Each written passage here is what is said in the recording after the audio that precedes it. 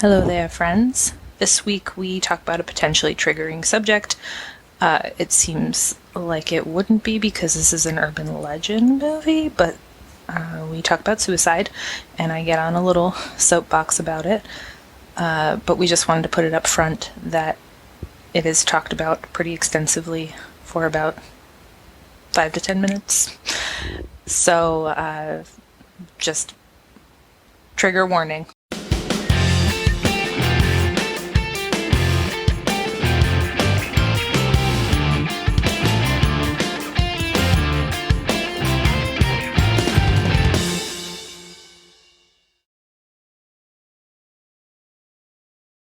Hey everyone, I'm Ian. And I'm Sam. And you're listening to Do I Like This, the podcast. Yay! This week's edition is 2 weeks after the movie, the recording. Oh, yeah. We thought we were going to be like, yeah, we're going to watch one and then watch a bunch and record a few and have them in the bag in case we need it. And then we just never recorded it. Yeah, this was one of those.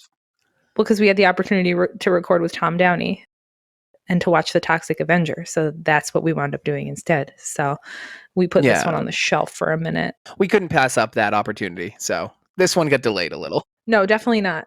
He's so much fun and he's such an interesting character.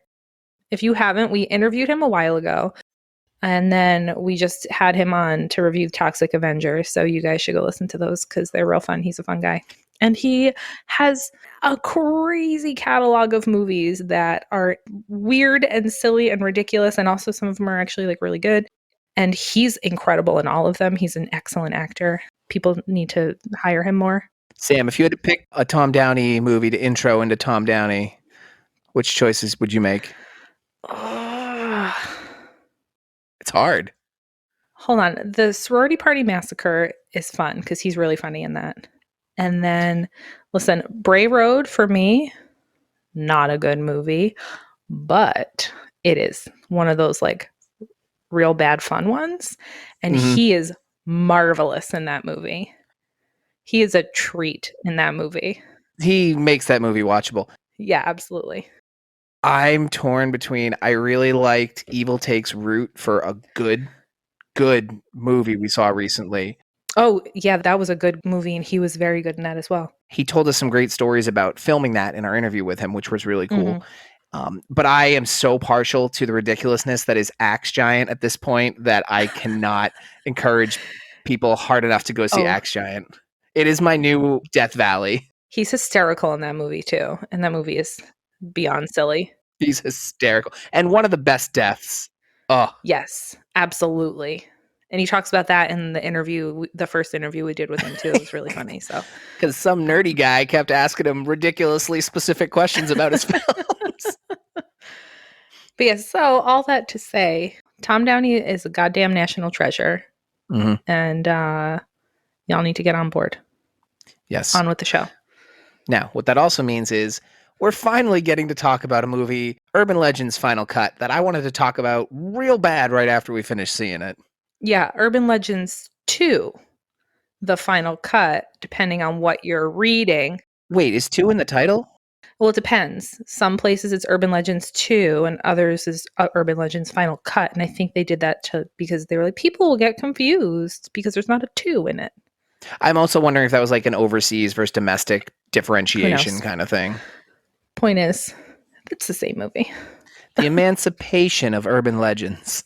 It's the sequel. So I assume that most people who are fans of the horror genre, like the teen horror genre from the early 2000s, probably have seen Urban Legends. It's fun. It's a fun movie. Oh, yeah. It's got everybody's in it. Was it? It's Jared Leto, Tara Reid's in it. Who? Wait, hold on. The original Urban Legend. Pacey's in it from Dawson's Creek. Pacey's in it. Jared Leto is in it? Yeah. Jared Leto's in it. Tara Reid's in it. Oh, okay. Then I'm way off. But I remember it because I've seen it a few times. But yeah, it's fun. And so this is the sequel, which is only vaguely connected. Nowhere near as much Justin Timberlake hair in this one. Well, it's only connected by a thread, a tiny, tiny weird thread. A wonderful thread. That's true. Our favorite part of the movie thread, as it tends to happen. But we'll get to that. So let's start off with the IMDb. This is a one-sentence tagline, which you got me at brevity. A film school is the center of a fresh spate of killings based on urban legends. Yes. Yeah, there you go. You wouldn't be able to tell this movie from the first one, though. Well, no, I'm sorry. Film school differentiates it, right? The other one was like a frat house with a radio station. Yeah, the other one was just a college where there was like a haunted dorm. Yeah. Oh, this one also has a haunted dorm. Now you say that, you're right. This one does. Oh. So I remember, so when we watched this, I had read the tagline before because it pops up. Amazon? Was it on Amazon Prime? I think we rented this on Amazon. I think we actually had to spend a couple dollars on this son of a bitch. Oh, yeah, we had to pay for this one. $2.99. You're bankrupting me. So I did see the tagline. So I saw that it was at a film school and I was like, oh, come on. This is going to have all of the worst types of stereotypes and tropes and whatever. And then I also thought to myself, Scream 2 had like the film school sort of thing. Oh, I forgot about that. Did this come out right around the same time? This was 2000s. This was after Scream 2. Yeah, so that makes sense. Because I want to say Scream was what, 96? Scream 2 was like 98, 99. Scream was 98. No, Scream was earlier than that. Oh, it was 96, wasn't it? Look at that. You know, I must have like bought the movie on VHS in 98 or something. Well, I was also going to say, I literally just heard another podcast mention that. I don't know that knowledge specifically. Oh, yeah. And Scream 2 is 97. Yeah, because they were back to back. And Scream 3 is 2000. Yeah, they were back to back. So all that to say, I didn't like Scream 2. I don't really recall it. I don't know if that's popular, unpopular opinion. It was boring. And I think it's because of the film school thing. Mm-hmm. And I knew who the killer was like at the beginning. I don't know why, but I was like, that's him. I didn't know about the other killer, but yeah, I guess there was probably another one. We might have to do Scream 2 at some point because I know I've seen it, but I don't remember it at all. Yeah, I saw it once and I disliked it. So maybe I should watch it again and maybe I won't dislike it anymore, but I just was not a fan. So, moving on. Cutting back in. So this movie opens on a plane with a bunch of teenagers. They're going on vacation, I guess. I don't know, spring break. Everybody's making out. They're wearing leis. Oh, it's like aggressive. Yeah. There's a thunderstorm. So my first thought was Final Destination. It did have those vibes, yeah. Yeah. And so there's a girl and she's scared and she's sitting next to a nerdy guy who's just talking about plane crashes. Yeah, I literally called him Pterodactyl Boy the way he would like sit over her shoulder. Yeah, he was very weird and he was saying really weird shit to her and she was freaking out. And so there's horrible turbulence, et cetera, et cetera. There's a blonde girl and a dude behind them who are aggressively making out, like eating each other's faces off. I wrote horny youths. That was really like a late 90s MTV music video movies like eat the face. Don't just go for the kiss. Yeah, it was very weird. And that girl, I knew I recognized her. This movie has a couple of actors who are in the very iconic Legally Blonde, and plays one of the friends from Legally Blonde. She's the blonde, curly hair. Never seen it. Ian, you actually would probably like it. It's pretty funny. It's like I've never seen Mean Girls. Which is astounding to me because that movie is iconic, hilarious. So smart. Yeah, you would really like that movie. No, everything about it sounds like something I'm going to like. It never happened. All right. So the horny youths get up during all this turbulence and they go into the bathroom and they're having the weirdest bathroom sex, like standing up, awkward, strange thrusting that is obviously their parts are not touching. There's no way they're touching. No, it's like very strange. Illogical, beyond illogical. While there's turbulence and they're just like falling all over the place and whatever. We see a creepy flight attendant holding a knife, peeking out, just flashes of him. And I'm like, what is happening here? We both were very confused. In the bathroom, there's really creepy fake oral sex happening. He's like, listen, people, If you are going to, Why are you looking at me like that? I'm, I'm saying in general, as a person, if you're going to put your face in another person's vaginal area, rubbing aggressively and like getting up in there with your teeth, I'm assuming, we don't like that. People with vaginas don't like that. I'm just going to go note, keep teeth away from genitals. Yeah. Unless you're the movie Teeth, where in that case they were useful. But here, another person's teeth. On a turbulent plane. Yeah, and like rubbing your face in there vigorously. Like, that's not what your face is for. You're not bobbing for apples. Yeah. Be mindful of the person's private parts. Maybe ask them if what you're doing is okay, because what he was doing to her, I'm sure, was not enjoyable. Well, the feedback she was giving him was apparently she is a corn on the cob down there. I guess so. And it was working. That's really funny. Oh, good job. That was a good one. At this point in the movie, before we get to what happens next, I just want to see if I was like, what the fuck is this film? Well, I just said that we both were confused. Because this is insanity. Insanity. Like this plane to Dropout-ville or wherever it's taking all these sex-starved co-eds. It's weirdly shot. And I was like, this is a sequel. So I'm like, maybe they had no budget and they thought this was what we wanted. Fortunately, it turns out it's something strange. So the blonde girl looks up from her crotch smashing boyfriend, and in the bathroom on the mirror in lipstick or blood, I don't fucking know, red, it says, "You're going down." And I'm like, oh, ha, ha, ha. And then she starts going like, oh my God. Horniest ghost ever. So they come out of the bathroom and there's turbulence and everyone is passed out.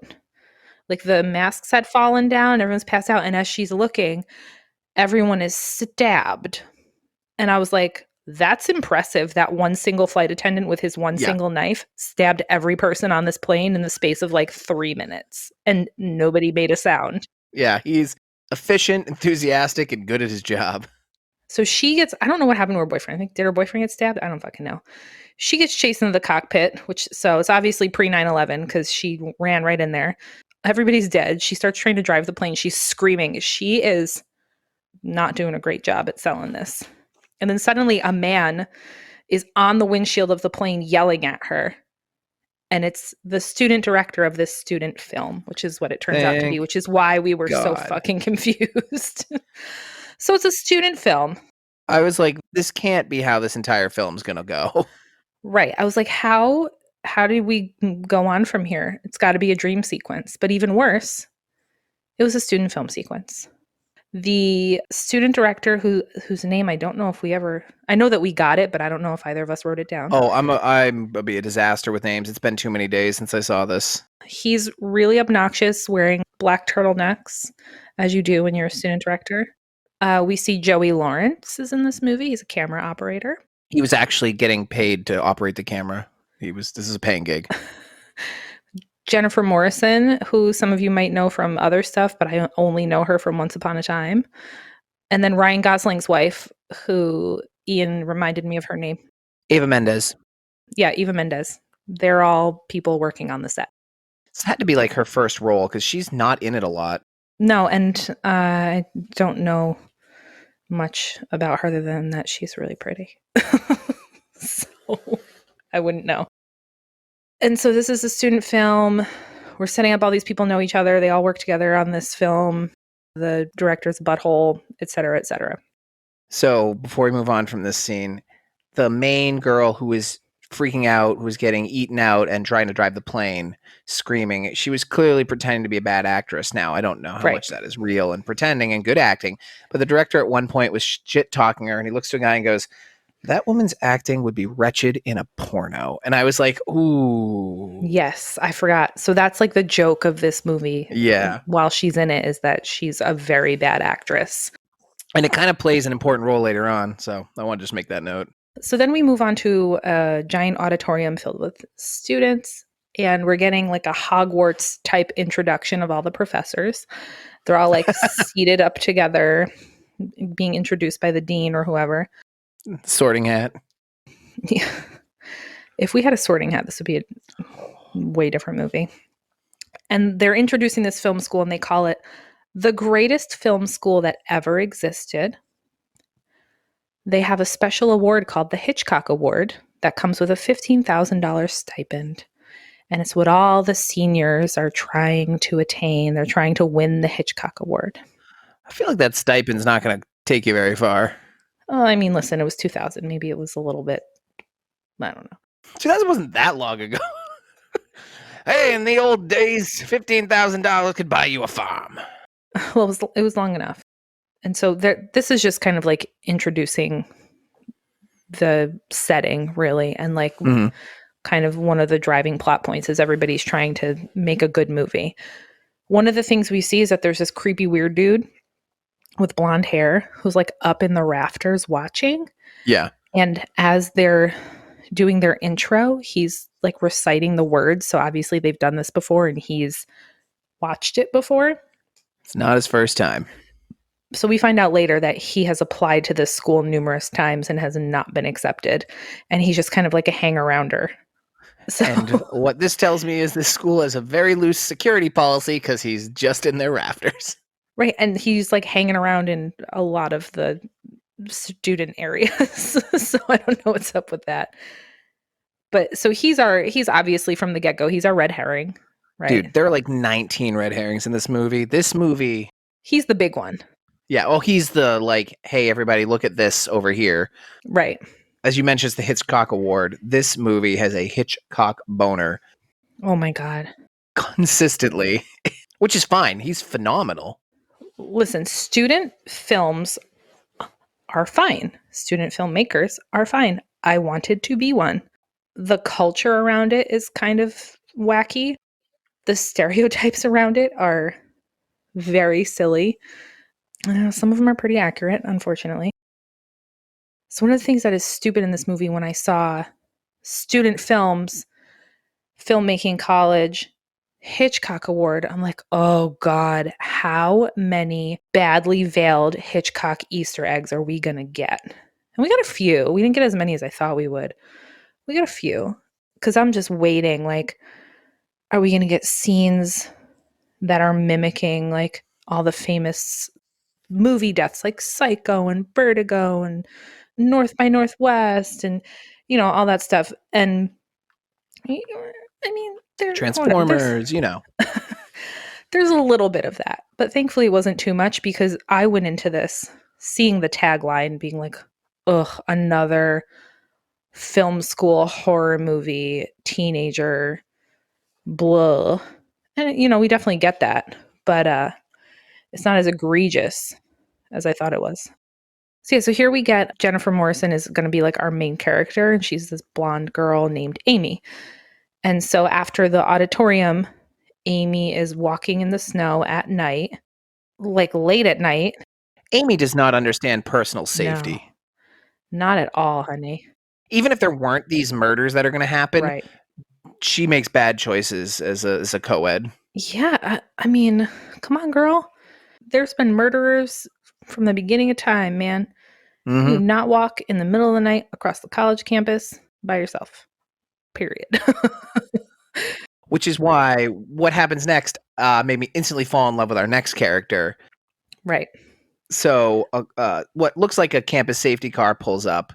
It is. The window rolls down, and the lady in it was in the first movie. She's our connection. Yeah, she's a security guard from the first movie. And now she's a security guard here. What is her name? I'll pull it up on IMDb because she's in a ton of stuff. And I love her. And she's good. So this is Loretta Devine, and she plays Reese, which is the security officer's name. And she's one of my favorite things in this movie. She's so funny. Yeah, she's good. And so she says to Amy, she's like, what the fuck are you doing out here at night in the snow? What's wrong with you? Get in my car. I'm going to drive you. Like, what is wrong with you? Amy's like, okay, then just hops right in. Right. So they get in the car and they start having this really forced and totally unnatural conversation about Pam Grier, like right off the bat, talking about her movies and like what a badass she is, she is. but it just was very bizarre and out of nowhere. Amy comments on, she says something about a gun, and Reese is like, yeah, I have a gold-plated gun, which is important later. I don't recall many campus security officers having actual guns in my experience. Right. I'm assuming it's like an off-duty concealed carry type situation. I also didn't go to the most prestigious film school, so, you know. That's true. They have to protect their students with their lives. Yeah. The most talented people in the world. Reese says something about like they're talking about like movies and a good story and whatever. And Reese is like, I have a good story for you. There's this campus murders and they were covered up and blah blah blah. And this is how we establish like she was the head security guard in the first movie. And Amy's just like, oh, okay. It's cool. Yeah. Okay. And so all of that was just for us. So she takes that story that Reese told her. Like she was like kind of interested, but she was just like, oh, okay. Like she didn't get that Reese was saying, oh, I was there. She just was like, well, I mean, that's what it seemed like anyway. She was just like, oh, okay, that's an interesting story. Wow, that's weird. So then Amy starts kind of like thinking, oh, you know what? That's actually like, that is a good story. I'm going to make that my thesis and it's going to be my movie, is people getting murdered based on urban legends. She goes to see her professor. And the scene that they had, I thought that they were like having some sort of secret relationship. I thought this was a final exam relationship, yeah. I thought maybe I was like, oh, is this like gonna be a thing? It was very weird, but I guess it's not. It was not a thing. It had that like mentor-mentee, but there's more vibe, yeah. Yeah, it was just like kind of, I don't know. It just seemed like there was something else happening. I don't know if maybe there was supposed to be and they cut it or what, but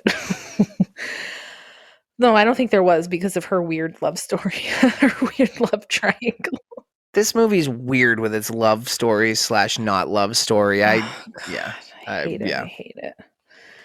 So now we have two youths in a bar. Youths. One is Werner, Elwood's fiance from Legally Blonde.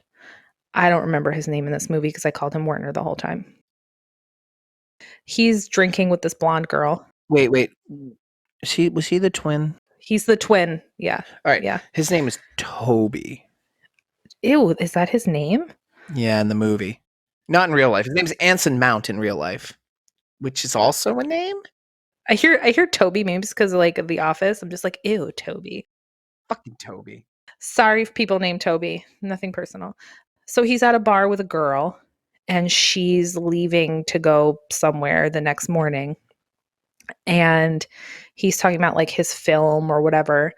And then we see they order drinks and somebody puts something in them. So someone's like roofing them or something.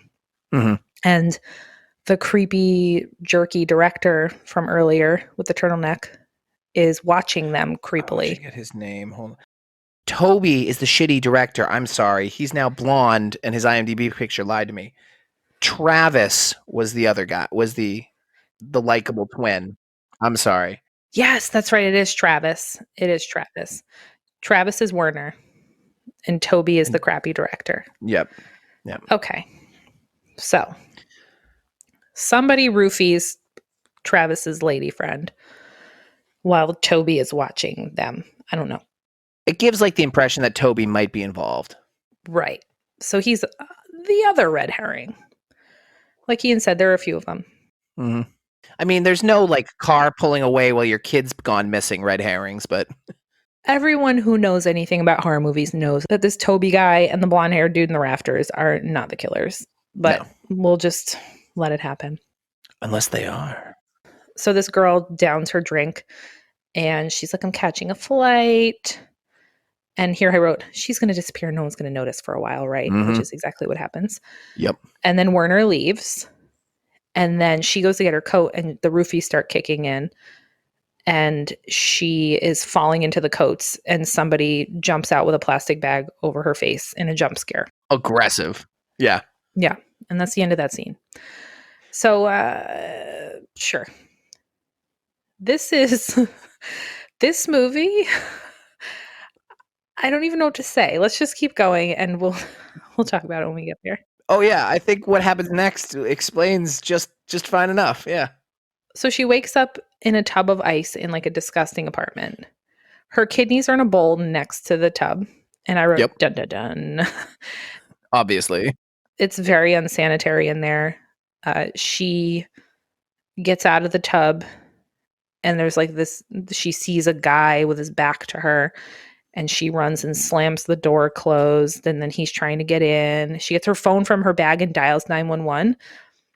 But she's like, I just woke up in a tub full of ice and my kidneys are missing. And the 911 person's like, yeah, bitch, you're full of shit, and hangs up on her. And I was like, nope, 911 Yeah, can't do that, it's but not sure. how you do it. You gotta take it seriously, even if it's not likely real.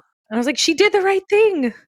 So there's like a dog at the window barking. She's trying to get out the window. The guy busts in. She's stuck in the window forever.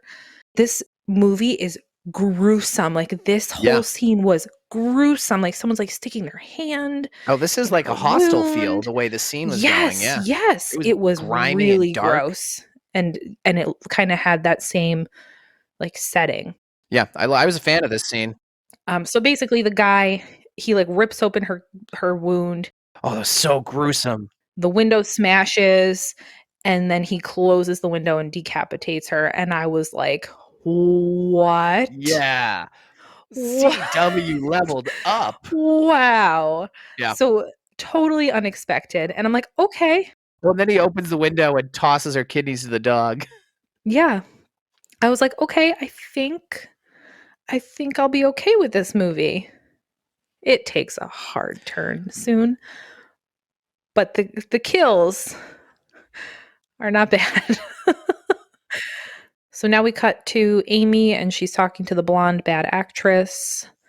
They're talking about the urban legend movies, pretty much establishing that the bad actress is going to be in Amy's movie. That's really it. Amy then is in a different building. She's walking down a hallway and it's all these editing rooms. And so there's all the directors, like the senior directors are in the editing rooms editing their films. There's two guys who kind of sneak up behind her and they're wearing the same coat from the first movie, which is the big parka with the big fluffy hood and you can't really see their face. Yeah. And then they do like a jump scare thing and it turns out to be these two like nerdy sidekick guys. Anthony Anderson and Michael Bacall, and their characters are Stan and Dirk, and I love and adore Anthony Anderson. Ugh, I love him so much. He's so good. He's an excellent comedic actor and he's a really, really wonderful dramatic actor also. Yeah. I love him. So in my notes at this point, so Amy was looking through the window at Travis, like kind of longingly, and I wrote in large letters, "Love story, fuck off." Yeah, no thanks. Oh. I actually wrote that too. I wrote dumb love story, probably. Probably. So she goes inside after like an exchange with these two nerdy dudes. Well, they blow up her spot. Yeah, well, so she goes inside and she asks Werner to read her script, basically. And so, whatever. Are we calling him Warner or Travis? Because Travis is his solo name on IMDb. Listen, I already said that I'd never call him by his whatever his name is. I just call him Werner the whole time. Okay, no, that's fine. All right, we'll go with Warner then. Yeah. So maybe I'll call him Travis later. Who knows? But they're interchangeable at this point. So they're having her first film meeting with all of her buddies who are going to be in it. So it's got everybody from that first initial scene with all the film people. So like Joey Lawrence is there and he's a super douche. He's like on his cell phone all the time. He's like a fancy rich kid. He is the creepy guy from the rafters. For some reason, I kept calling him Mitch in my head. Is that his name? I never actually wrote it down. P.A. Kevin. Oh, it's Kevin. Okay, whatever. So Kevin. So he's like ordering Kevin around and everyone's like, dude, he's not he's not your slave, one person says. Yeah, he's not an enslaved person. He is like a PA. Like, leave him alone. So she's going over the urban legends and she has like very detailed storyboards. And I'm like, is this the next day from her first idea? Or is this like many days later? Because she's very driven in that short amount of time. Yeah, she's a good artist and she can produce. Yeah. And this is where we get the line. So this urban legend is, which you had never heard of, which I think is crazy because No. I thought everybody knew this one. There's a girl in bed and she's like scared of the dark. So she reaches down and her dog licks her hand and whatever. And then she gets up later on or in the morning and she goes into the bathroom and the dog is hanging and it's dead. And it's something written on the mirror to the effect of like, you know, maniacs lick hands too, or killers lick hands too, or however you hear it. So after going through this, Anthony Anderson looks at her, like raises his hands, like, "Can I be the dog? Because I'm a great licker." And I high-fived him from my 2000s self. So that happens. So then there's like a moment where they do like a reference. They're talking about like George Lucas and whatever. And so it's establishing that Anthony Edwards and his buddy are sci-fi nerds. And it just was not working for me, but whatever. It wasn't necessary. So then the douchey director, Toby? Yes. He storms in and he's pissed at Amy and he's like, "You stole my genre. You're not going to steal the Hitchcock from me." Oh. Rawr! And it's just like loses his mind. That's pretty verbatim. Yeah. Yeah. And he's like, "I'm not helping you. I'm out of here." Ruffle some papers in the air. Right. And I was like, oh, is this really going to be the premise? Is this going to be the reason why someone is killing people? Yeah. And it is. Yeah. It's going to be. Totally. Film school's a hell of a drug. So then Travis, yes. We see him on his front porch. He is ripping butts and chugging some sweet mash, which is liquor. Amy comes up to like talk to him. And she's like, "Oh, you're the most talented filmmaker at school. Blurby, blurby, blur. I have no director of photography. Can you help me?" And he's like, "Yeah, I've got somebody for you. His name is Simon." And he's like, "I have no money. I have no connections. I'm having a really hard time like getting my film funded and it just fucking sucks." And so here we get some Hallmark music. A very CW moment. And I really loathe this subplot is what I wrote here. Like I really loathe it. It's terrible. And I loathe it more as it goes on because it turns into like a Lifetime movie. Amy looks at him at one point and goes, "Hey, Travis, it's going to be okay." Yeah, sure. I didn't know it was 9:00 on Friday night in 1997. Now we cut to Amy's movie on the set. The nerdy guys are playing tricks with the lights falling. Simon shows up. He's a Russian cool guy with a camera named Baby. He's actually pretty funny. I like him. He hits on all the ladies. It's established that Eva Mendes' character is a lesbian. Mm-hmm. And that's kind of the whole point of that scene. That's really it. That's all I got. Yeah, they just needed to show you the set up some stuff. Yeah. So then blonde bad actress, I have here that her name is Sandra. Yep. It's after they're done, like, because they're like they had like set up the scene to shoot the scene with the dog in the shower, with the dog hanging in the shower and the blood and whatever. And I guess they had shot, but we don't see any of that yet because we'll see it in a little bit. So she's locked out of her car. We see an ominous shadow pass behind her. Here's where I wrote a prediction. But I predicted that she would be hanging instead of the dog, but I was way off because that would have been cooler. Yeah, that would have been good. I liked that idea. But they did something else. So she goes back inside to the film set to look for her keys. And she's in the shower where the dog is hanging, like digging around in blood. And I'm like, why would her car keys be there? What the fuck were you guys doing that has your keys? Is that where you got dressed? Is that where you changed your clothes? Is that where you kept your purse? Is that just where you toss them when you come on set? You know? You just throw them in the blood? "Hey, honey, I'm home." Dog guts. Yeah. So she's down there doing that. And we get a person who pops up and they tape a microphone to the camera because it's a camera that doesn't have the mic. It's recorded. Obviously, they're recorded separate. So I have a boom, whatever. So I tape my microphone to capture sound with the film. And they come up behind her and they put the camera like literally in her face. Yeah.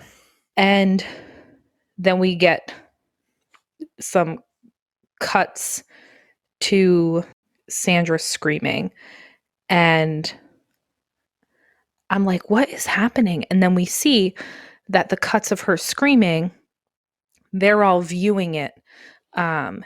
Amy, all the people who are working on the movie, they have the film and they're watching it. It's like the reels for the day or the day before or whatever. Yeah, they're dailies. And it's just Sandra screaming. And it's all these takes of her, and they're terrible and they're real bad. Dude, they are so wonderfully bad. Like at one point, like she karate chops the guy who's like coming after her, and it's fun. So it's just, they were like her reaction shots that they had filmed the day before or earlier in the day. I don't know when it was. And everybody's faces are like, oh God, this is real bad. Yeah, they're reiterating like, she's an awful actress. Yeah. Why do we keep putting her in stuff? Suddenly we get, I'm assuming it's the next day because it was so late at night, the murder that took place. Honestly, I don't know, because this film's continuity of time doesn't really care. So it could just be the same night. Right? Yeah. It's just all nighttime. Yeah. Everything happened the same night. There's so little shot during the day. It's an endless night. So then suddenly the next take comes up, and it's the murder. Mm-hmm. The actual like murder that we kind of saw. You just see her running and screaming, and it's like a real scream, and she's good, and everybody's like, oh, this is great. Oh, this is great. And then we just get like tight shots of Amy's eyes squinting like, something is wrong here. Yeah, like this isn't quite right. Like worried face. And everyone else is like mesmerized. They start applauding. Yeah, standing O. Right. They're looking around. They don't see her. They're like, where's Sandra? Oh my God. And Amy's like, I think someone said, oh, it must be a prank. She must have filmed this to... Well, I was just going to say, I think they all make a comment like, oh, she must have done this after we left. Yeah. So they run to the projector room, and the only one in there is the creepy, weird kid. And they're like, who put this reel on? He's like, I don't fucking know. Yeah. And that's it. And then the hard reveal, and we need to talk about this. We do. We're going to have to take a tangential Sam soapbox moment for this. Yep. So we get, how did we find out? Wasn't it it wasn't the announcement. No, somebody comes in. So this is the problem watching it, talking about it 2 weeks after. Right. Well, so then it is said that Travis, the most talented filmmaker on the planet, mm-hmm. who was Elwood's boyfriend or ex-fiance in Legally Blonde, he is dead, and that he died by suicide. Although they don't phrase it that way, because this was 2000. No. So, this is like a shitty teenager horror slasher movie, but this was handled poorly, to say the least. It's also 20 years ago. They handled everything related to suicide poorly. They still not an excuse, though, when you have a medium like this with such a exposure. Well, so there's like a gathering, and the professor that Amy had talked to, like the advising professor guy, he's like a young guy. He's like making an announcement about it. He's like, oh, we're all really sad. By gathering, you mean impromptu group of people just in front of like a film building? Well, no, but he's like on a microphone, like talking to all these people. Oh no, he like just is like telling everybody. Right. And so whatever, that's not my problem. My problem is his little speech where he says he let himself down. He let us all down. And here is where we're stepping away from the movie for a moment so I can have a conversation with y'all. So let me give you a little bit of where I'm coming from here. So I worked in a field for a long time where I talked to people who were actively suicidal, self-harming, or at least had like the ideation. And they're not bad people. They're not selfish. They don't let you down when they die. They are people who are in pain, and their pain is so great that they don't feel like there's anything else that they can do. And being alive is hurting them like physically and mentally.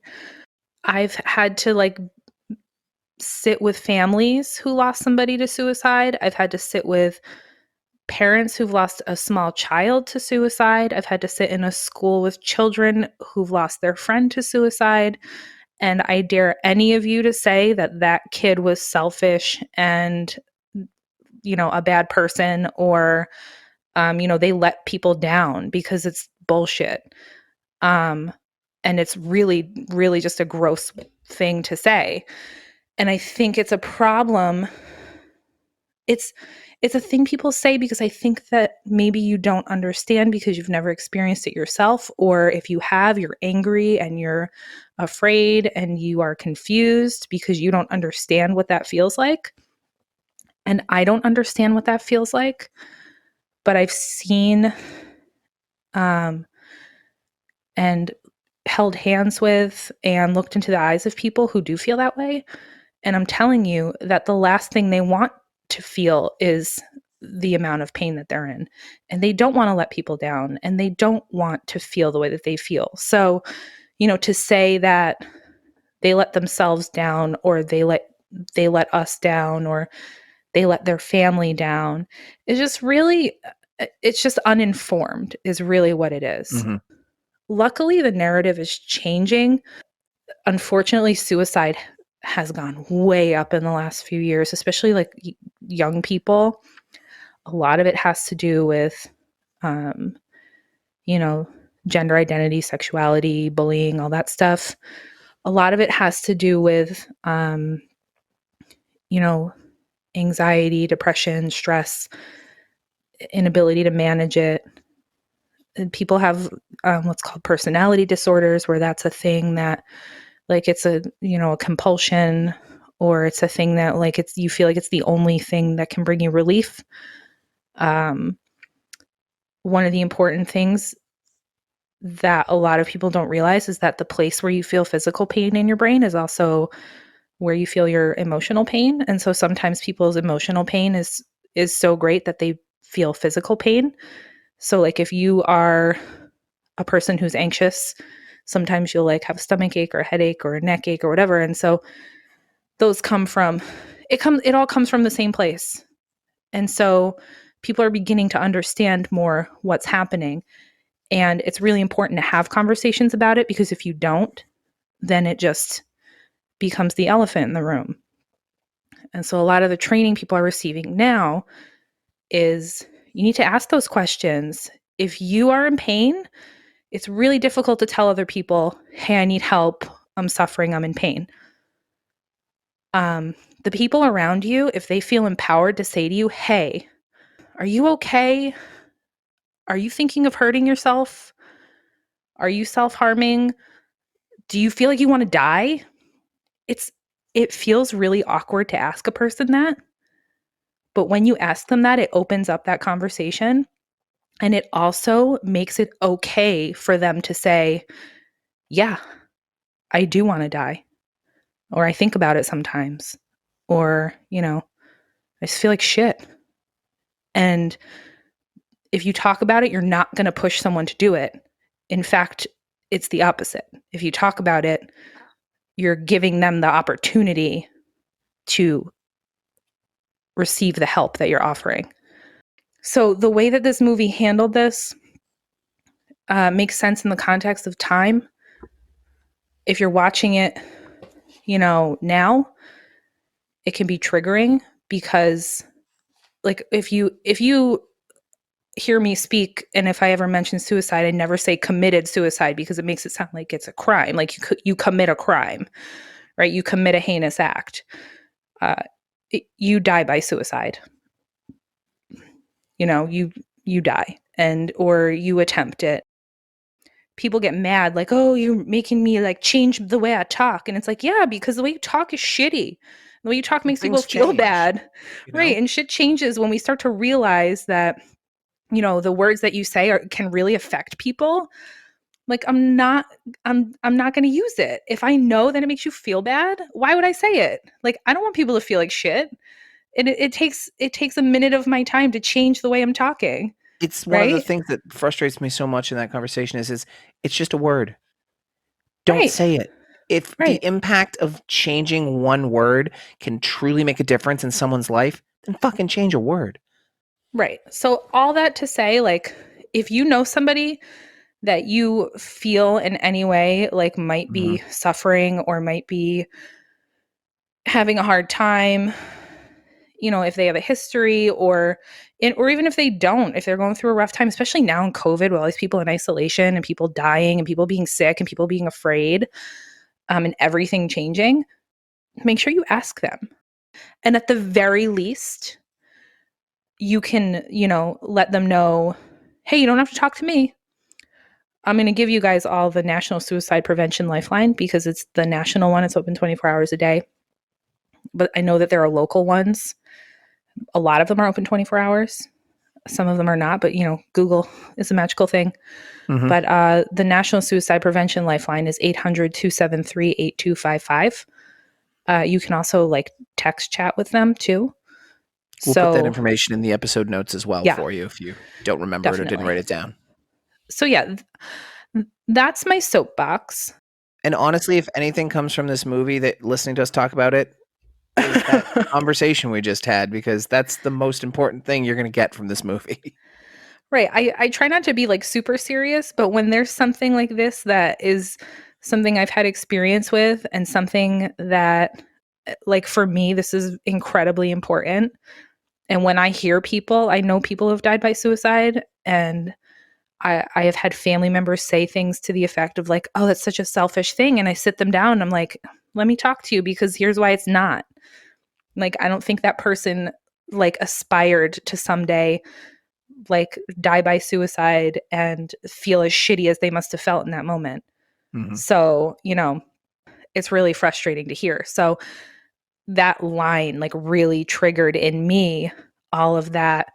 It's one of those things that exist in our society. It's like a bias because it's a scary thing to talk about. Nobody likes to talk about Well, it. it's mental health, and our society has Right. such a hard time confronting and accepting conversations about mental health when it's so important. As someone who struggles with mental health my whole life, it's so important to be able to talk to people, and you're in such a better place, or at least from my experience, when I have people talking to me about it. When I'm on my own, I'm in my own head, that's when things are the worst. So Right. Right. hopefully in our small way we can contribute to a positive change in that conversation. Right. And I'm going to keep slapping down some person-centered language on all of y'all whenever I get a chance. So I'm going to step down now. And we're going to get back into this really totally irrelevant movie in the context of all of that. Seriously. So we're at Travis's little shrine moment where the professor's being a fuckhead. And Amy sees someone running away. And I turn to Ian and I go, is that fucking Travis? I thought so. Was that him? I made him rewind it and look at it. And then I said, is he gonna be the murderer? Because that would be weird. Yeah, I wrote Travis is probably the killer. Watch. Yeah. It's weirder than that. Spoilers. Yeah. So now we have a legit shrine with a picture and everything and flowers. And here we get Joey Lawrence being a straight up creeper. Dude, and he's got his fully shaved head. He looks like he's producing porn. He's so creepy. He's got his little flip phone, his leather jacket. He says, I'm going to expose your secret. Your dad is a documentary, Oscar-winning filmmaker. No, you found out. And we're both Hollywood kids. And she's like, no. No, she's like, what the fuck are you talking about? Yeah, he offers her money to finance her film. And he's just being really weird. That whole subplot was real dumb. It was so dumb. Real dumb. Yeah. Because it doesn't really come of it to anything. So then we're back to Amy again at night on campus. She comes upon the crime scene, which is an abandoned tower in the middle of campus. Dude, this movie and Final Exam were the same film. And all of the films. She sees caution tape, so that's fine. She can go in and explore. It's fine. It's just caution tape. Yeah, we joked. We're like, it doesn't say do not cross tape. Yeah, just be wary. Come on in. There's a sign saying the building's being renovated. Somebody runs by. Then we see Travis, and I wrote, Oh ugh, my God. stop. I was surprised they were doing that reveal that quickly, my first thought. Well, hold up. Because he says, I'm not Travis. I'm his twin brother, Trevor. And I wrote, stop it right now. Yeah, Sam looked at me and I was like, that's exactly what Travis would say. Right. And he says, Travis, he goes, Travis didn't kill himself. And Ian and I were both like, this is Travis. Yeah, He's 100% lying. Travis. This is Ian Travis. when like Sam catches me like eating her chocolate chips. I'm like, I'm not Ian. I'm Ian's twin brother. Ian. I'm peeing. Peeing. Yeah, peeing. Damn it, my name doesn't rhyme with another name easily. Foils all my plans. Well, because Travis and Trevor rhyme, right, Ian? They both start with T. There's not a lot of I male names that I can think of in this moment. There probably are. Ignatius. I'm not Ian. I'm Igloo. So Trevor Travis says, don't tell anyone you saw me. Fucking Travis. I'm on a detective hunt. Oh my God. Like, dude, all these things. And she isn't like questioning him like any normal be like, she's right, totally Travis. like, oh, of course, Trevor. I totally believe every word that you're saying, Trevor, because I'm so in love with your dead brother, Travis. All right. Sorry if you hate this. Trevor's not a real name. Trevor's such a dumb name. It's a name someone like Travis would make up. You can leave that in because that's funny. So, did not expect this to be, there's a secret twins movie. Right. And he's like walking around on campus like it's not a big deal. And he's like, don't tell anybody you saw me. It's like, okay, Trevor. I'm only the twin of the most important filmmaker who just died by suicide. That's kind of everyone's seeing pictures of all around campus. Yeah. Oh my God. To be fair, at least his logic is still better than her like running at night in the middle of like campus alone in the woods. So like, right. Who can blame him? I think he like put a hat on or something so no one will know it's him. Popped his collar. Or unpopped it because everyone popped their collar in the 2000s. Yeah, you're right. This was 2000s. Yeah. Yeah. They had like the double, triple collars. Put on a shirt that didn't have some stupid slogan on it. Put on a shirt, a short sleeve shirt over a long sleeve shirt over a short sleeve shirt. But then he put on another long sleeve shirt and everyone was confused. So they're like, oh, that's not Travis. He would never. So here we cut to the urban legend movie that Amy's making. They're doing this thing. So I had never heard of this. I don't know if this is a real one or if they've made it up for the movie. They're on like a college campus and they're studying, like cramming for finals. And at midnight, everyone screams as a tradition. I'd never heard of this one either. Yeah. And while they're screaming, somebody gets murdered, but then nobody hears it because they're all screaming. And I was like, that's stupid. And I bet they made it up for the movie. And if they didn't, it's still stupid. Well, my thought was that's either the longest scream that they all do or the quickest murder. The logistics confused me. So here it's established that Eva Mendes' character has a little bit of a crush on Amy. Mitch, Kevin, whatever he is, the PA wants to see Simon's camera. And Simon's like, no. He's like, I'm going out to smoke. And Amy's like, okay, I'm just going to stand here with this boom microphone and just get everyone to scream. Everyone just yell into it. Yeah. So as the bell is tolling midnight, there's a group of people screaming into the microphone. Someone outside murders Simon by beating him to death with his video camera. Oh, he gets like a hilarious bitch slap too. It was an interesting scene. Yeah, I thought he'd last longer. Because he was a funny character. He was my favorite side character. Yeah. And so the killer here we see is wearing a fencing mask. Fencing as in sword fighting, if anyone doesn't know. Versus the other fencing? The mask you put on when you put up fences? Building a fence like a master fencer? I don't know. I believe that's the Huckleberry Finn overalls mask, yes. No, he painted fences. Yeah, that could be, yeah, right. That's painting, yeah. So as this is happening, as the people stop screaming, Amy's wearing headphones and she's got the microphone, and Mm-hmm. they stop and she hears through the microphone because it's picking up sound better than her ears would. She hears Simon's final scream. Quietest final scream. And she's like, what was that? I know her spidey senses were tingling. Yes. So then we cut to a scene where Reese, the security guard, is dancing to the Foxy Brown opening theme song. And Amy walks in and she's like, I need you to check the security cameras. I need to borrow some tapes. And Reese is like, yeah, sure, whatever, just bring them back. Yeah. And I'm like, what? What? Yeah, that was bizarre. She decides to go to like this gigantic recording studio to watch the tapes. Yeah, that's where I'd watch them. Yeah, there she sees Simon being murdered. While she's so it's a recording studio, like a music recording studio. It kind of looked like, because it had the like a symphony room.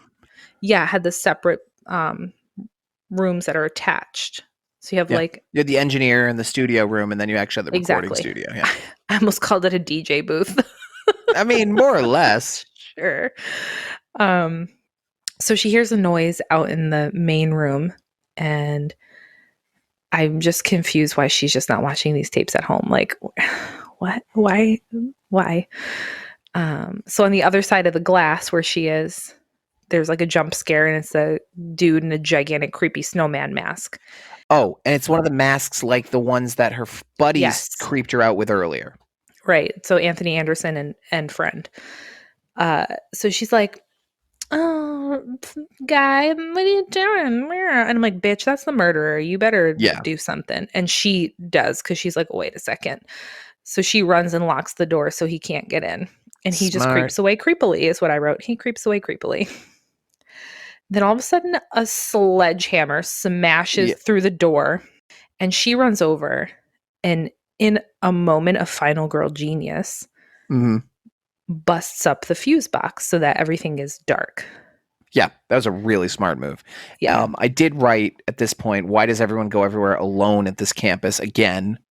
Yeah, I don't know. It's ridiculous. So I was confused, like, wait, why are you going after her so soon? Like, don't you need her because she's like giving you all of the opportunities to kill everybody in urban legend style? So an issue I have here is, how does the killer know she went and got security tapes after he just killed? Like, it's those jumps of logic that movies like this lose me at a little bit, because yes, we know she has the tapes. It makes no sense that the killer has this information or understands this is what's happening, because the only reason he would go after her at this point is for those tapes. Exactly. And so I don't know.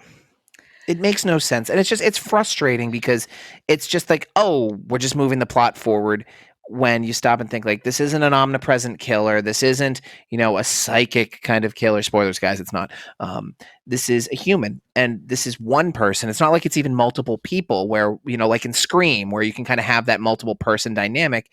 It's just one person who couldn't have this information. And the other thing is, once we figure out who it is and what their motivations are, like, she is not someone that would be a target unless he knew that she had the tapes. So it's just silly. Which they couldn't know. Yeah, that angered me a little bit, because it's just lazy writing. It's lazy storyboarding. So what happens next is she's hiding. She grabs one of the security tapes out of her bag and tosses her bag across the room to like distract him. And then as he runs toward where the bag sound came from, she runs out of the room screaming. Like, why does she make noise? You and I both talked about this. He was nowhere near her looking. She was like, ah! Just running away. Anyways, and she's like flailing her arms, like comedically running. It was ridiculous. Don't find me.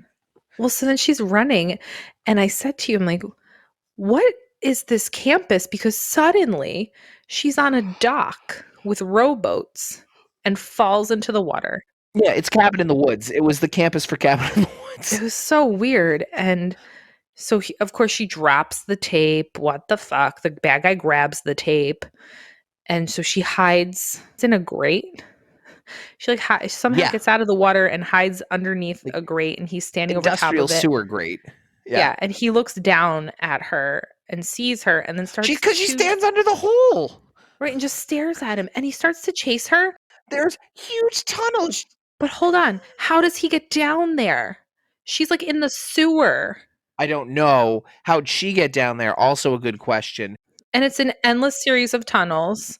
Why she didn't stand away from the opening where it could be seen in, I don't know. I don't know. So she's just running around. I don't know. Where do you get these movies, Ian, where there's people just running through like boiler rooms and sewers all the time? You brought me this one. This was your idea. Don't put that on me. It was sort of my Do idea. not put that all on me. The answer is the internet.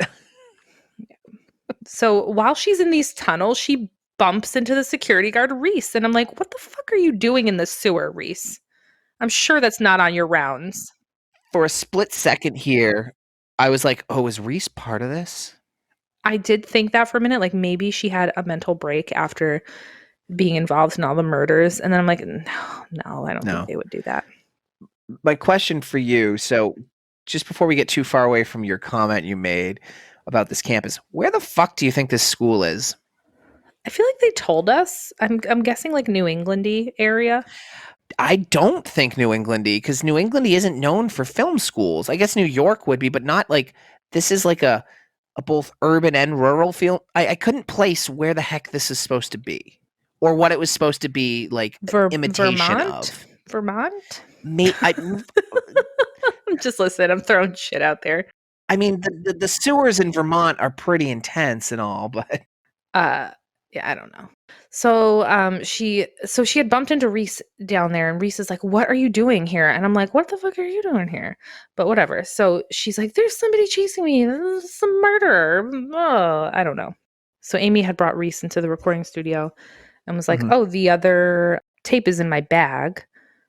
And this is where it all happened." And Reese is like kind of blowing her off, which doesn't make any sense because she was a security guard at a school that had murders. Like she's been through this. It does happen. She knows it. First thing you think of no matter what happens, you'd be like, it's a murderer. It's a murderer. Everything's a murderer. Like you would be like traumatized into assuming that the worst. Well, because she started off that way back when the movie started. She's like, you got to be careful of the urban legends. And now she's just like, yeah, maybe you were just like, yeah, maybe some vandals. I don't know, whatever. And she's like, dude, some vandals. What the fuck? So then Amy calls Trevor Travis to meet her. You mean his name? Yes. Travis, whichever. Oh, sorry. I thought you said Amy calls Trevor Travis by mistake. Oh, no, she calls the person Trevor or Travis or whatever. It's still Travis. I believe it's still Travis.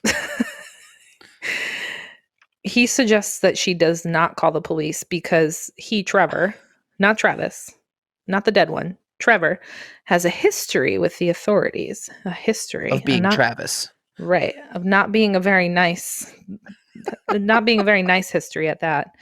And it's the dumbest plot line in a movie that I've ever watched. I expect this from my soap operas. Not that I watch soap operas anymore. I used to as a teenager. I expect this from General Hospital. I do not expect this from Urban Legends. Not that I expect a lot, but come on. A twin plot line? Don't tell the cops. They can't handle the fact that I'm not Travis. So then she starts talking. She has no objections to this at all. No, she totally buys it. She's just obsessed with his square jaw. I don't know. And the fact that he's Travis. You're going to confuse everyone, Ian. Dude, welcome to watching this movie. You're getting a genuine experience. Yeah.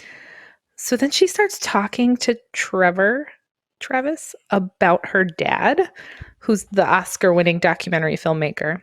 And she says, because he passed away a while ago, I guess, I don't know, when she was younger.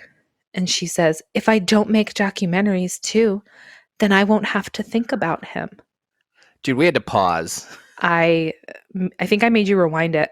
One of the dumbest lines I've ever heard written and then spoken in a movie. Oh, God. I have laughing emojis here because I had to do this part on my Mhm. phone because my pen died. And here's where they figure out, oh, it's all related to the Hitchcock Award. Mhm. And Trevor's telling her the next time you film, which happens to be an amusement park outside of town at night, we're going to Mhm. lure the killer out. As we do. And I'm not going to let anything happen to you. So it's going to be totally fine. And I'm totally not Travis. Yeah, I really like Trevor Travis's decision here to go with a place that's very difficult to see someone coming, has a lot of hidey holes, Mm-hmm. and is not wired with electricity consistently. Oh, and also has like a creepy minecart ride. Good location. Yeah. So hold on. Before that happens, she's running alone in the woods at night. Because she does. She's having like visions of like people, all the people she knows, like, and they're all with like little voiceovers and with their faces behind the fencing mask. Like, are any of these people the killer kind of thing? And it's totally a Hitchcock ripoff, like totally a Hitchcock ripoff. And I didn't like it at all. And it was real dumb and was like not necessary, as many things were. Honestly, while it was happening and it ended, I was like, I'm really glad that's not the way my mind sees and thinks through things. That would be awful. Yeah, it was silly. Because Hitchcock used that in a bunch of movies, but it was just like, oh, come on. So I loved this whole setup for this next scene that they're filming with the abandoned mine. This was great. I loved it. It was so fun. I want to go there. Well, first of all, I want to go on the ride. Yes. The scary version that they created. I would even go on the regular one because it's pretty creepy by itself. The setups are good. The kills are pretty fun. It's sufficiently creepy. This is like the only scene in the whole movie that like really worked for me. Like really worked. This one and the scene with the kidney girl are the only two that really worked for me. That was whatever. That was fine. This was a blast, though. This one was fun. So this is like the It's a Small World kind of style ride. For us, it's the Haunted Mine at Canopy Lake Park up in New Hampshire, where I took Sam on romantic date. Oh God, workouting. So weird with like some creepy person that had a crush on you that we laughed about. Maybe we shouldn't say that. I don't know if she listens. You know what? Time's passed. Deal with it. Don't be a creep.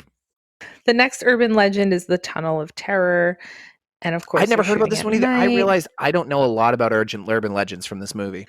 So it's basically like they go on a ride, and like a lot of the dead things are actual dead people.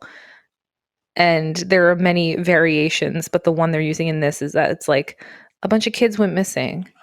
And then people were riding through the Tunnel of Terror, and there's a bunch of dead people, and it turns out to be the missing kids or something. I don't know. You know what? I do think I've heard a version of it where it's like a traveling carnival, and it was like the House of Mirrors or Haunted One, and one of the hanging bodies actually was a body. Yeah. Yeah. There's actually, this is real tangent. There was like a house, like a haunted house, fun house thing.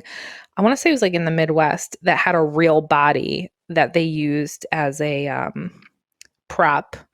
And the people who originally had bought it and like put it in the haunted house or whatever knew it was a real body, but over time people thought that it was a fake body, and it turned out to be a real guy. And I want to say he may have been like an outlaw of some kind way back in the day, and they bought his body and they kind of like mummified, preserved it, whatever. You can go Google it. It's actually like a pretty, that's fun, like fucked up story, but an interesting story. But yeah, so that's like kind of real, and maybe that's where the urban legend came from. Who knows? But he was like an actual body that was like I like on display in a ride kind of like this probably. So this ride that they're using, that they're going to convert, it's abandoned mine. There's lots of like creepy miners singing. It's kind of, if you've ever been on the Pirates of the Caribbean ride in Disney in Florida, it kind of is reminiscent of that. There's like random dudes like playing cards and they're drinking and hanging out and I love this art design whatever. from this Oh, place in yeah. time. Yeah. It's very fun. Early animatronic rides are so cool. With like the fake beards, wispy beards. It's just So gross. good. Don't go in there. It's dangerous. And their arms are like, Yeah, it's so good. So they're using this set piece and they're just decorating a hunk of it to be for their movie. And so they're throwing like dead bodies and like setting up different lights, and they're like putting blood in places.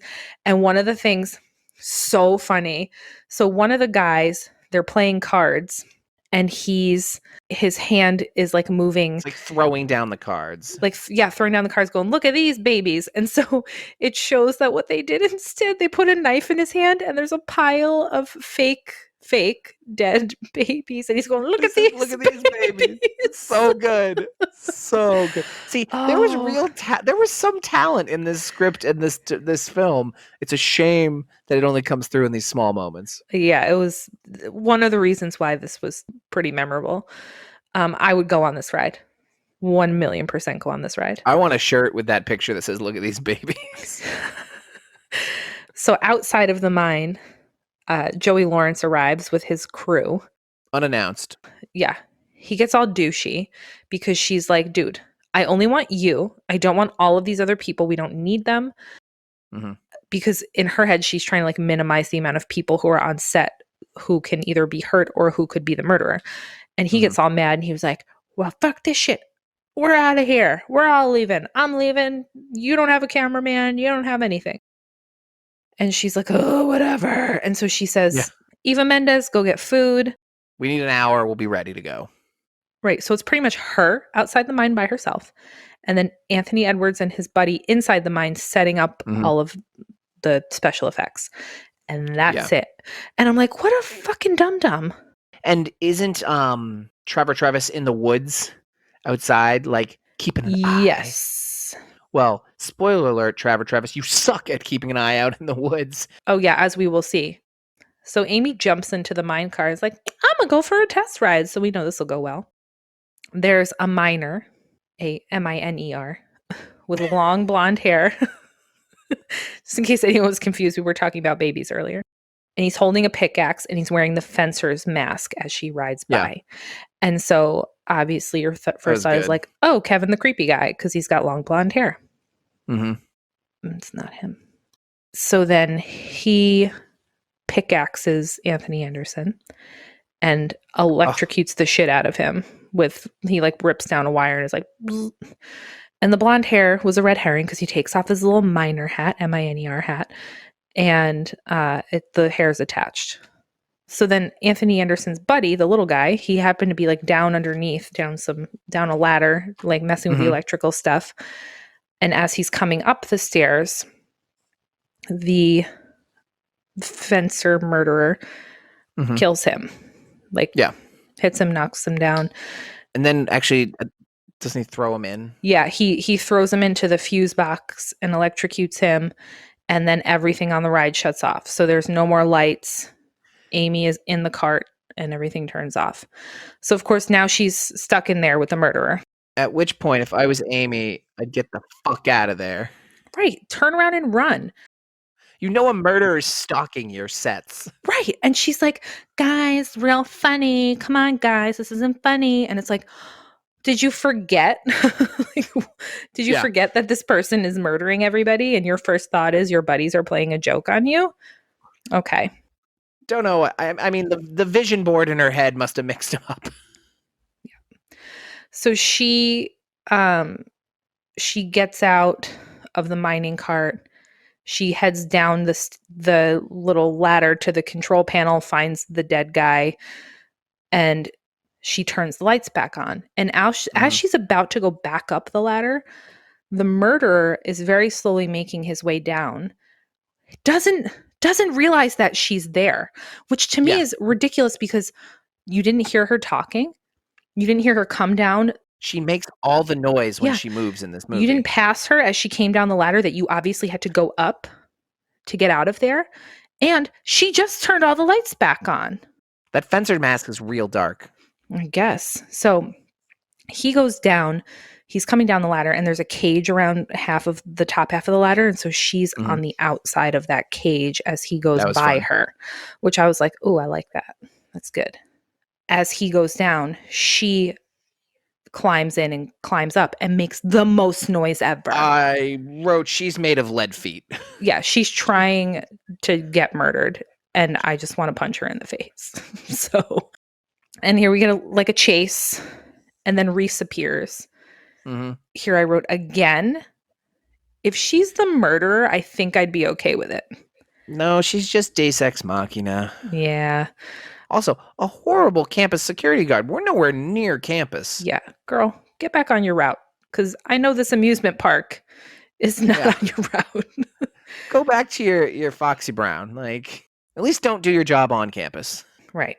So then Amy is with Travis, and she's like, what is going on? Like, where were you? He goes, oh, I followed Joey Lawrence. What happened? And I'm like, shut up, Travis Trevor.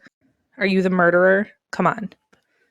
I called him an even creepier Anthony Jeselnik in my notes. Yes, I like that. Yeah.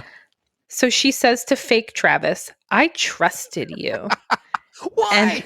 And my response was, what the fuck did she think he was going to be able to do in this giant amusement park with tunnels and rides? Like, he can't see all the exits at once. He's also hiding in the woods outside. Right. Oh my God. So on my phone, when I was taking notes, I did voice notes, so talk to text. So not everything comes across correctly, so I kind of have to decipher it. Oh God.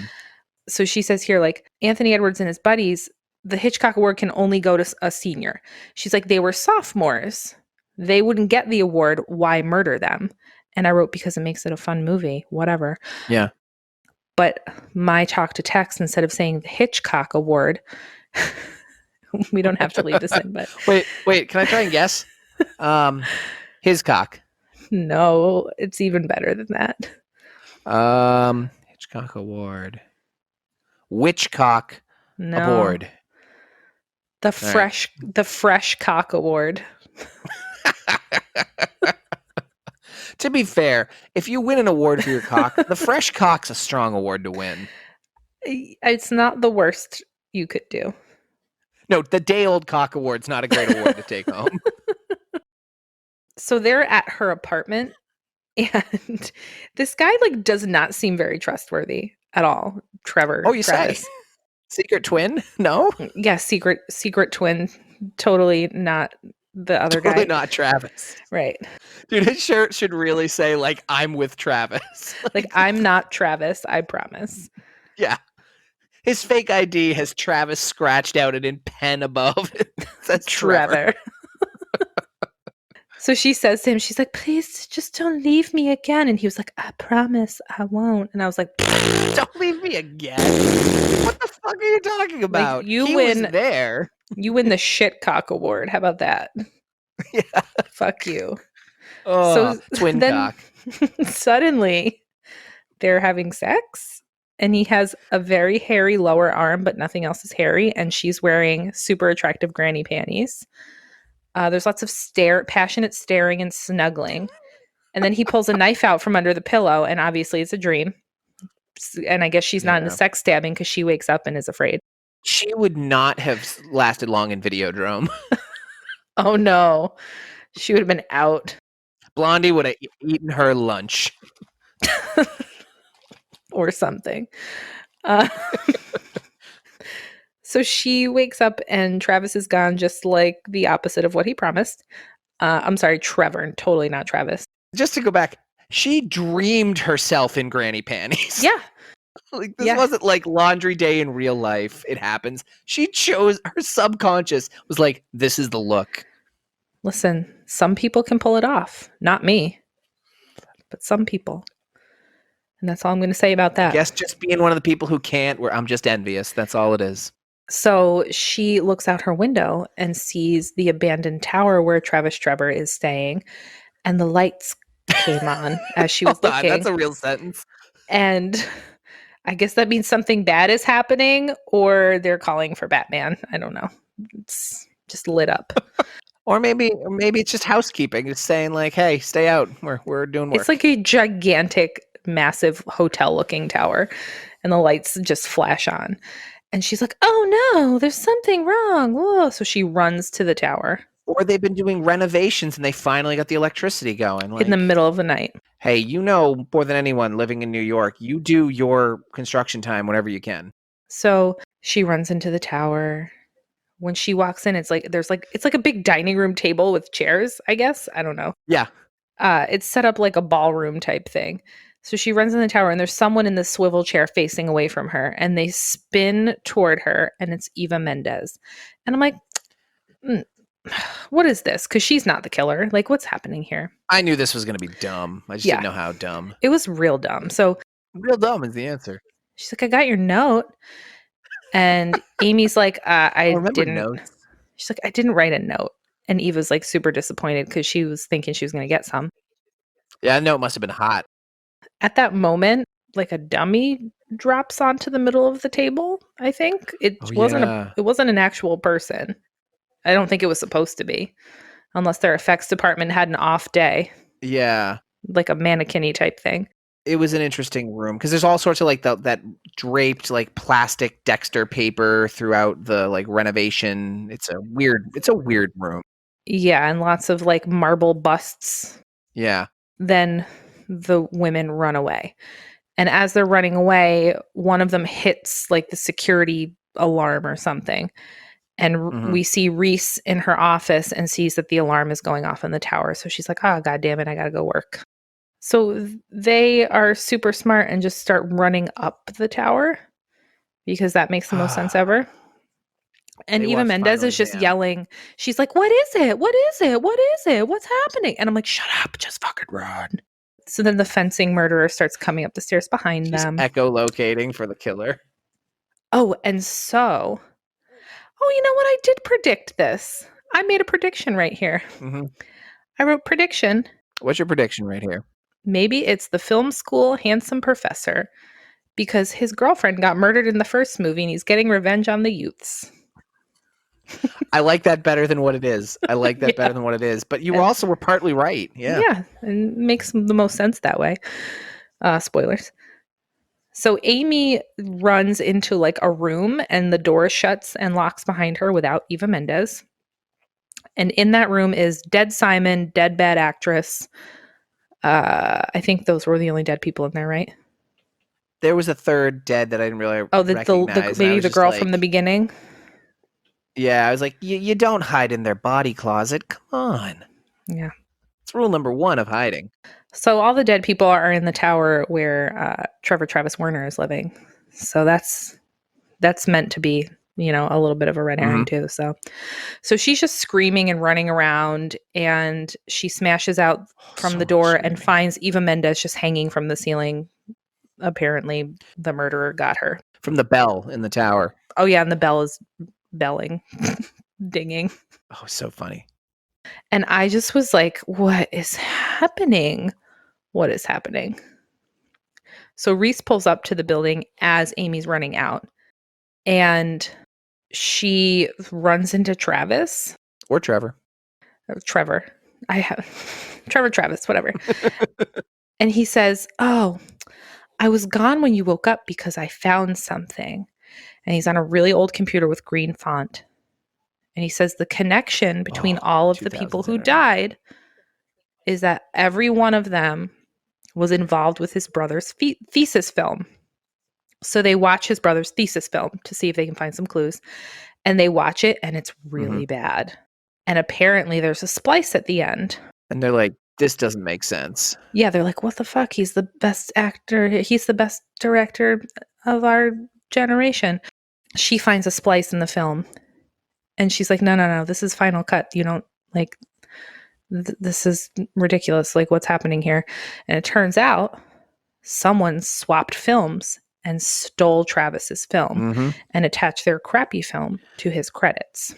So the only person left alive is the douchey turtleneck director, Toby. Yes. So we're like, dun dun dun. So then, I don't know how they find him, but Amy and not Travis pull him over, the director, on the side of the road. And here's where I wrote, I guess this guy's name is Toby. Yeah. So they pull him over on the side of the road and they kidnap him basically. And they bring him back to where they bring him to like a film set area because it's multiple film sets. The weirdest collection of film sets I've ever seen. It's like a sound stage with multiple film sets in it. So they're just like in a room and they have Toby tied to a chair and they're like grilling him. And Toby's like, "What the fuck, Travis? You're dead." And he's like, "I'm not Travis." And the professor comes in, handsome professor. I don't think he's that handsome, but he's meant to be handsome. And he comes in the room, and then we see that Joey Lawrence is out the window watching. It's Joey Lawrence. Yeah, what was he even doing here? They just wanted to put his name on the marquee. Pretty much. Because he's totally a draw for like the early 90s crowd. Do you want to see Joey Lawrence, but he looks like a seaman? Watch Final Cut. A seaman? He's bald. He looks like a sperm. I meant like, I was like, is he talking about sperm or a guy in the Navy? You know what? I feel like a seaman is not usually. I think a sperm is the correct. Yeah, because seaman is the plural, I believe. There's an actual noun. He looks like a seafaring man. He looks like a fisherman, boat captain, admiral. I understand your confusion with that more now. Yep. Because he doesn't look like any of those things. No, he doesn't. No. Whoa. That's the clip. Write it down. That's the clip. Okay. So they're saying, "Professor, we've got this guy's killing everybody and we want you to witness it and we want you to see that Travis didn't fake his movie or Travis didn't fail his movie. It was someone else's." And then they're like, "Toby's killing everyone who was on the movie so that he can erase the evidence." And Toby's like, "Nah, dude, I only had credit on that movie for sound so that I could graduate. Like, Travis let me piggyback on it. I didn't actually do anything in the movie, so, like, I don't care." And the professor goes, "Well, you know what that means. I gave you an A in sound for nothing," and then shoots him. Reveal! Yeah. So the professor shoots Toby, who flies backward through a wall onto a set that is, like, a bunch of aliens on a spaceship. Yeah. Joey Lawrence is watching, and in his surprise at this reveal, he drops his super cool flip phone on the ground, which comes into play later. You gotta be careful with those. Those things broke. I mean, listen, if this were real life, it would have shattered into 1,000 pieces. Yeah. It snapped right in half. Right in half. So it looks like Trevor is a real person and the twin thing is for real because the professor says, "Who the fuck are you? I shot Travis myself." Yeah. I put a gun in his mouth and shot him. Yeah. And he says, "I did it in order to frame Amy." And I was like, what? Why? Why frame Amy? Also, let's go back to it. He tried to kill Amy earlier. Exactly. Like, what the fuck? I don't know. So, I don't know. It makes no sense because everyone thinks that Travis died by suicide. So why would you need to frame Amy for his murder? Yeah. Whatever. It was clean. Nice. Walk away. You did your thing. And so the professor says, "I did it because his film was incredible and I wanted it. So I'm stealing it. It's mine. I'm going to put my name on it." As he's about to shoot them, Joey Lawrence's dropped cell phone starts to ring. And I wrote, "Distraction!" Woohoo! And Amy runs away. The professor grabs Travis, who's actually not Travis. We were incredibly surprised by this turn of events. Yeah. He is Trevor. The twin thing is real.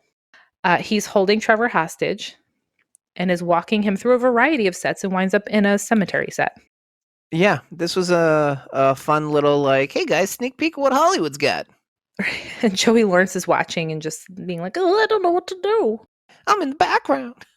Maybe he'll save the day. I don't know. So the professor's saying, like, Fuck teaching. When I was a student, I missed out on the Hitchcock Award because Amy's dad was the guest judge on the panel and had the deciding vote because it had been a tie.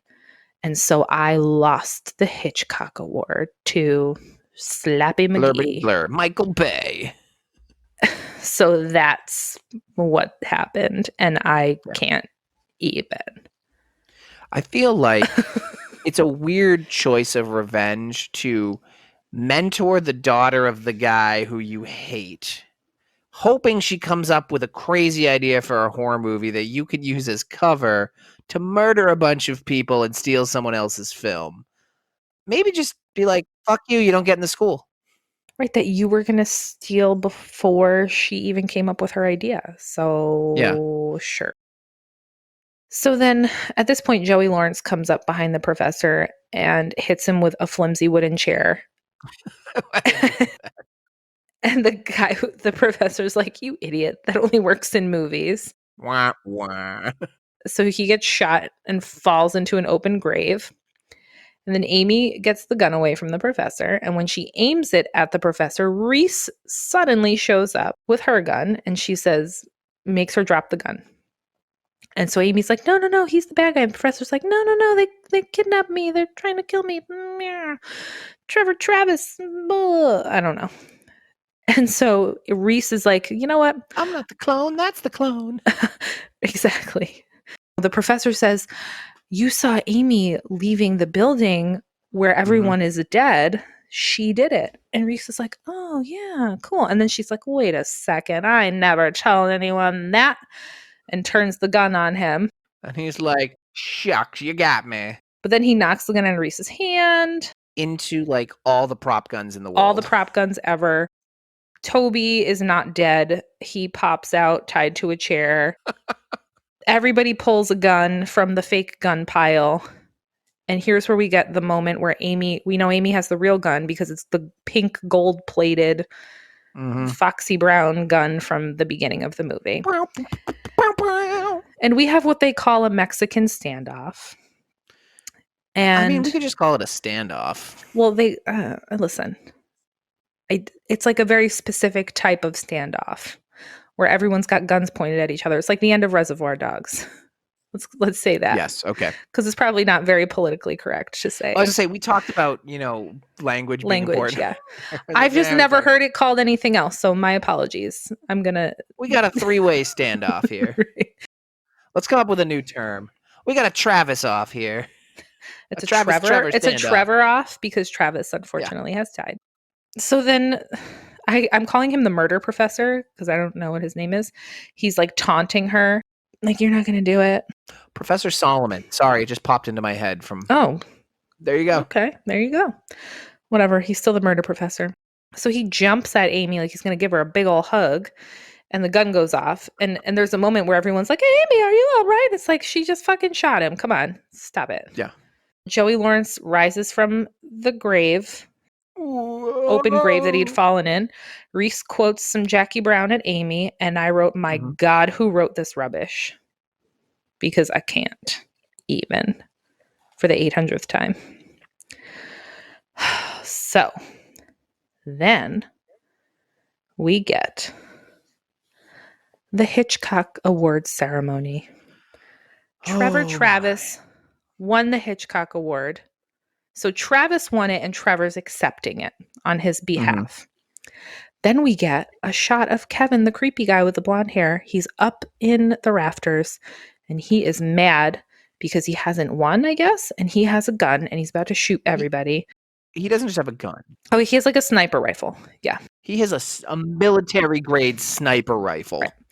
Right. And so then Reese pops up and does a Pam Grier type move and blasts his ass. And it turns out it's Amy's film. And this is how she's ending her film. And I wrote, bah ha ha ha ha ha ha ha ha ha. You're kinder than I wrote, fuck this comedy ending. Oh, I hated this ending so much. Other than Reese, I hated everything about it. And then we pull back and they're like, she's like finishing filming.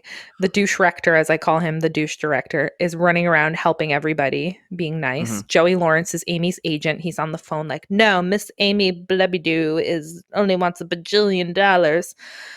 Trevor Travis is her man, and she's full on directing a large budget movie that you would assume that she would not have the money for. Can we talk about why she chose Joey Lawrence after the piece of shit he was to her to like give him a job?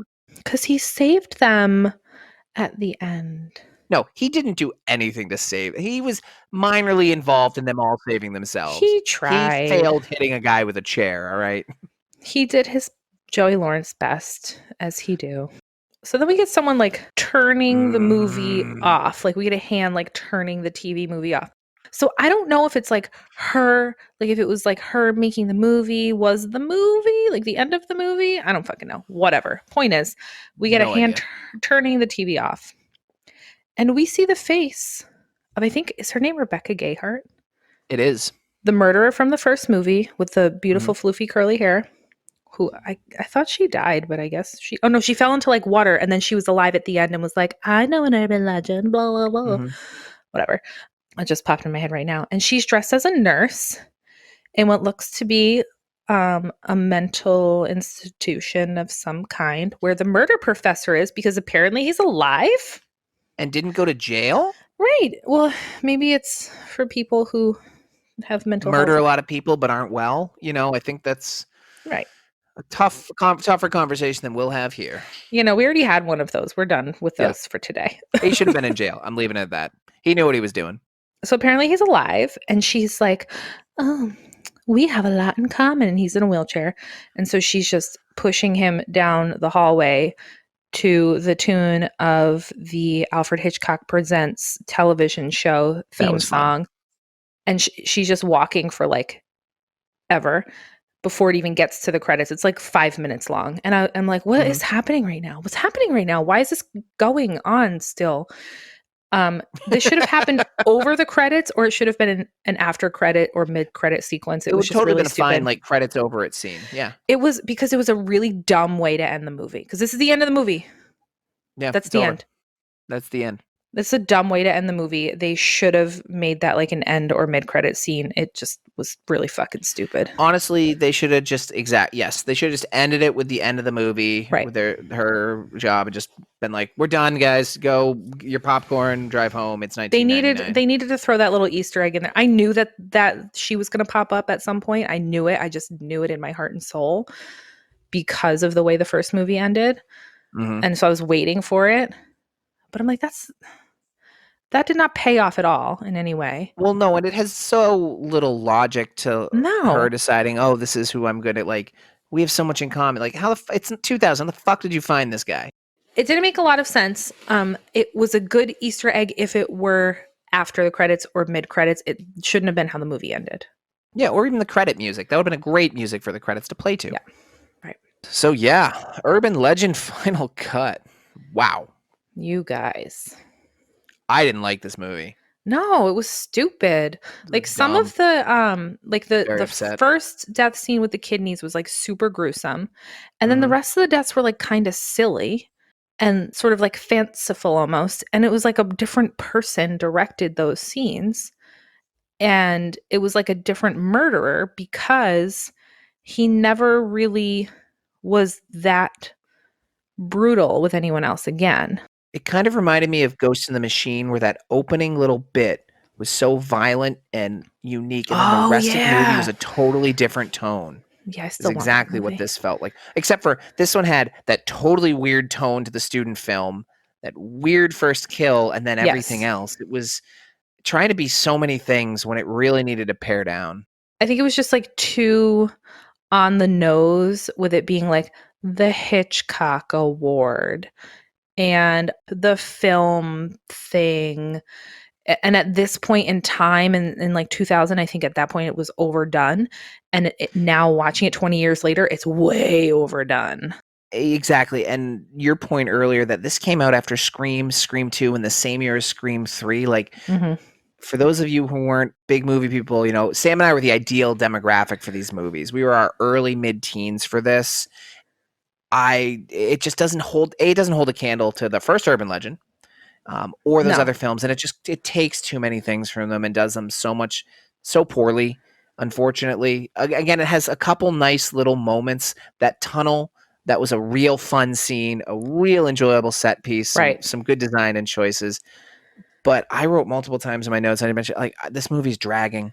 And we Mm-hmm. talked to Tom last week. The one thing you really can't do in this in the horror, not, biggest budget genre is you have to move. And I felt bogged down and slowed at far too many times in this. Yeah, it was pretty boring, Yeah. and it just seemed kind of like thrown together and didn't really have a great direction. Here's a question that I think is good to start asking some of these movies. Did you care about any of these characters? No, not a single one. No. Like Amy, genuinely, nothing really likable about her. No. Well, that's the problem. Unfortunately, like I don't really like to like talk really bad about actors and actresses, but Jennifer Morrison typically in anything I've seen her in, she's really flat for me, and she Mhm. doesn't like convey much emotion, and so she just is kind of like meh. And so that wasn't helping, because this I think must have been one of her first roles, I so it think it was was. especially difficult. So yeah, so that was kind of hard. And like the whole Travis Trevor twin thing felt Ugh. so forced and so ridiculous. And I'm like, there's no way that somebody thought this was a good idea. Like the only way that works is if he's not if he is Travis if he is Travis the See, whole it's time. challenging. Yeah, if he's Travis the whole time and I he's love just it. making this whole thing up and he is the murderer, I love it. and Yes. he winds up being the murderer, then I'm in it. I'm in for it. Like I'm okay That's the with it. movie. Mhm. And if maybe he was working with the professor for something, like whatever. I needed him to not actually be a twin. I agree with you. And I needed them to not fall in love over the course of 24 hours. Because it felt like that moment in Frozen, which we just watched last night, So good. where Elsa says to Anna, like, Spoilers, guys. you're not marrying someone after meeting them, like just meeting them today. It's just not happening. Like, that's stupid. And I'm like, yeah, Elsa knows her shit. it is. Best Disney princess ever, by the way. Oh, Oh, wait, no, I'm absolutely. lying. It's Moana. Oh, it's Moana's my Moana. favorite. Yeah, it is Moana. Probably the most fantastically dressed Disney princess ever. Oh, Frozen 2 with those pants and those boots. I want those Mhm. boots. Well, and then the dress in Frozen 1 too. Yeah, she has versatility in her her fancy wardrobe. magic outfits. Yeah. So yeah, this movie outfits were not on point. Acting was No, barely there. Plot was terrible. I think what really bugs me about it is it's such an easy premise to make a movie about. Right. Dude, they did it well in the first one. Film school, jealousy, urban legends, teens, kill them. Here's the thing, the first one did the urban legends really well. It did the Yeah. hook guy with him hanging over the car. It did, I'm trying to remember them off the top of my The head. Pop Rocks and soda. Right. It did the dog in the microwave thing. Yeah. Like it, which was horrifying. It did like all of the like urban legends that everybody knows, and it did them really well in like a really effective way. Like it was dorky and stupid and whatever, but it was fun. But that's right? okay. This one took the dog urban legend is the only one I ever heard of, and they only did like 3 of them. And they did them poorly. Oh, the kidney one was the other one. But like they didn't do them well.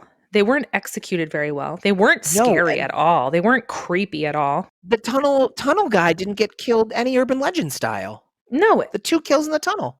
it was funny and I liked the aesthetic of it. I think I more so like the idea of like I want to go on that ride. Yeah, I agree. And I agree. I thought it was funny the way that they kind of like dressed it up and made everything work. But other than that, like it wasn't interesting. Like it just wasn't good. That describes the movie really well. It wasn't Yeah. interesting. It took what should have been a simple formula and tried to force these death by suicide plot line, these twin plot lines, this Hitchcock Award, jealousy, past documentary, father vote plot lines. Like, oh my God. none of that really works here. And not to mention like the whole film school piece of it where everyone is like douchey and backstabby and unlikable. Unlikable, right? Like, this movie is unlikable. There's no one likable in this No. film, and that's the problem. No, I agree with that sentiment. So, Sam, do I like this? No, I don't. That's for sure. I don't like it either, unfortunately. I And I'm didn't think I would. sad. I really didn't think I would like it, but I definitely didn't. There was nothing really redeeming about it to me. Like, I can't even say, oh yeah, just throw it on in the background, because it was just not No. entertaining. Watch the first one. The first one Right. did it right. Like, that's what I was expecting, was kind of an experience like that, like a fun CW, Jeepers Creepers, that kind of like fun movie. Yeah. But what I got was a lot of exposition and not enough good urban legend Too kills. many twin love triangles, because one is too many. So yeah, So there you have it. Urban legend, the final cut of it we're going to do. Right. And there's a third one. Oh, we are actually going to, and we won't. I mean, you could find it on the internet, but we kind of have to watch that one after what you decided. I was gonna be like, we won't spoil it for you. It's not like you can find it. You're not going to want to pay for it. Don't pay for this movie. Do not pay for this movie, Don't pay people. for this movie. Not worth it. We already paid No. for it in so many ways. Just don't bother. If you enjoy us, please rate, review. All of our links for Apple, for iTunes, for all the socials are in the episode notes. Reviews on Apple iTunes really makes a big difference for visibility. So please, we appreciate it if you would. We're on Facebook. They're not super engaged on Facebook, but definitely more engaged on like Instagram, Twitter. Yeah, everything's in our bio. I think that's it. I think we covered everything. I think we're done. I think I'm ready for bed. Working on some special things. I'm gonna roll my big pregnant butt out of this couch and go lay down. I'm gonna roll my big, not pregnant, but also butt out of this chair and edit this and see you guys next week. Yes. Catch you on the flippity flip. Bye.